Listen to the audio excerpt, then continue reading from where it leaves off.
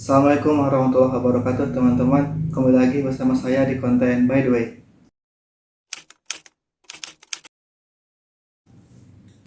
Baik teman-teman, tahun 2023 sudah berakhir dan kini kita sudah berada di tahun 2024 dan video ini merupakan video pertama di tahun baru, yaitu tahun 2024 ya. Berbicara tentang tahun 2023, tentu kita semua memiliki pengalaman, memiliki perasaan yang sudah terkumpul, yang tertulis di tahun 2023. Dan bagi saya sendiri, saya pun memiliki pengalaman cerita tersendiri ya di tahun 2023. Dan yang berkesan bagi saya itu pertama, di tahun 2023 negeri Wano terbebas dari jajahan Yonko Kaido. Ya, saya penyuka One Piece ya. Sebab One Piece itu memiliki satu tema yang menurut saya sangat menarik, yaitu tema pembebasan. Pembebasan terhadap suatu negara, pembebasan terhadap penjajahan ya, kolonialisme, pembebasan terhadap penjelajahan, yang dimana kita seharusnya manusia itu bebas untuk menjelajah dunia. Dan tapi bukan itu menurut saya tema utamanya. Tema utama yang paling menariknya itu pembebasan terhadap belenggu yang ada di dalam diri, yang ada di dalam hati. Itu yang ditawarkan, yang disajikan oleh One Piece gitu. Contohnya misalkan kemarin di episode Wano itu ya, yang sudah ada 200 episode ya. Kalau dihitung itu bisa sampai 3 tahun atau 2 tahun lebih lah, karena satu minggu satu episode gitu, bisa dihitung ya.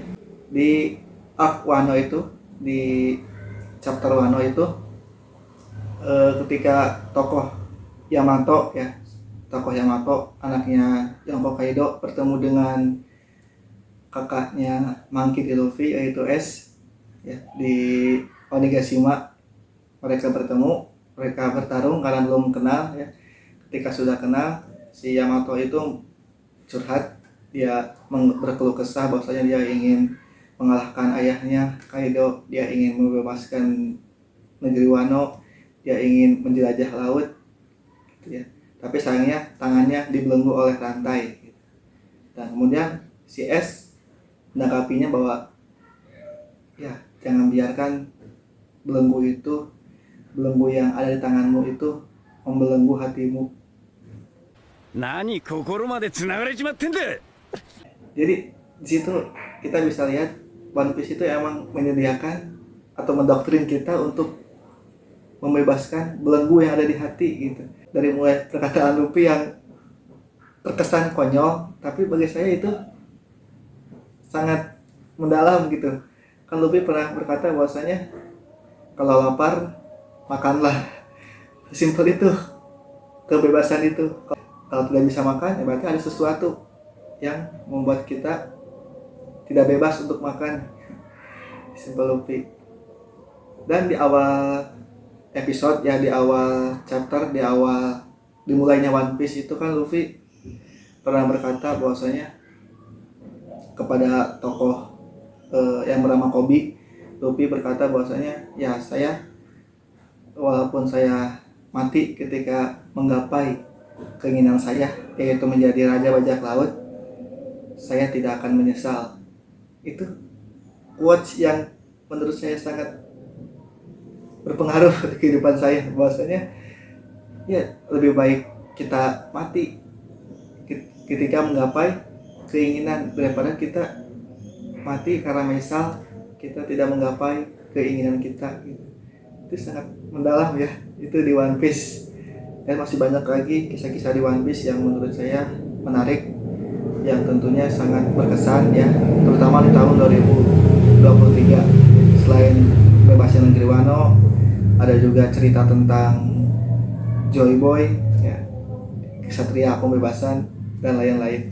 Banyaklah kisah di tahun 2023. Dan untuk One Piece di tahun 2023 juga di manganya itu baru sampai ditutup dengan ingatan tokoh yang bernama Kuma. Itu akhir dari manga One Piece di tahun 2023, dan itu sangat mengharukan dan sangat menarik, bukan One Piece ya. 俺はモンキー D ルフィ、お前らを超えて海賊王になる男だ。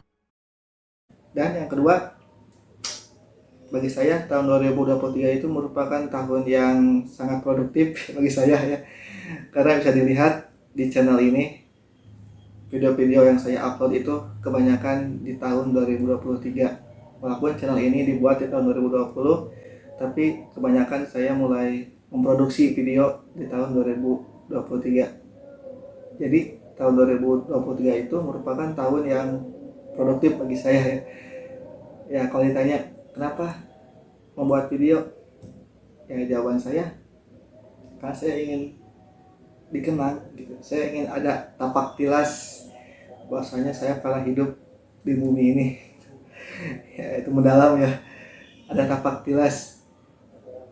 Ya, itu katakanlah membuat video itu seperti belayar lah ke laut.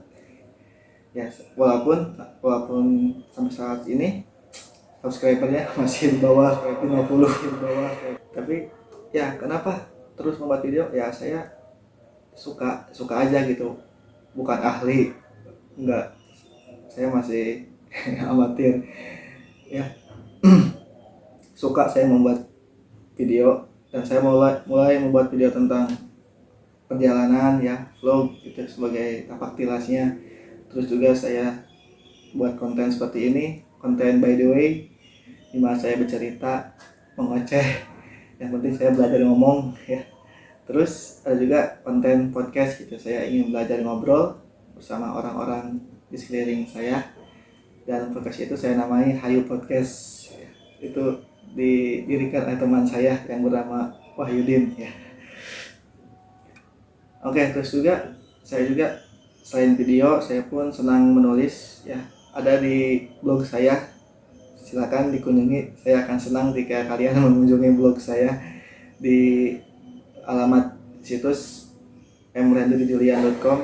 Di situ saya mulai menulis review atau opini, cerpen dan sebagainya.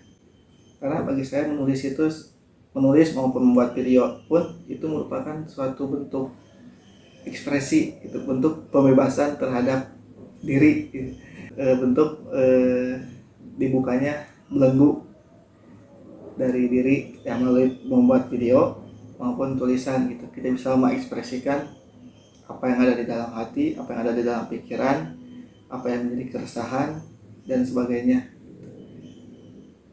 Masalah disukai atau tidak ya itu urusan nomor 2 lah ya. Bagi saya nomor satunya itu yang menjadi target audiensnya itu yaitu ya diri saya sendiri, yang dimana pasti ya seperti saya bilang sebelumnya bahwasanya itu sebagai bentuk tapak tilas gitu. Saya ingin ada memorable bahwasanya saya pernah hidup di bumi ini, dan semoga saja video ini terus ada sampai 1000 tahun mendatang ya. Itu sebagai bentuk ekspresi lah ya. Oke ya, mungkin itu ya yang bisa saya sampaikan yang yang berkesan di tahun 2023 dari mulai One Piece hingga membuat video. Dan semoga saja di tahun ini, di tahun 2024, semoga saja kita semua, saya, kalian, semoga kita bahagia. Oke, see you next time.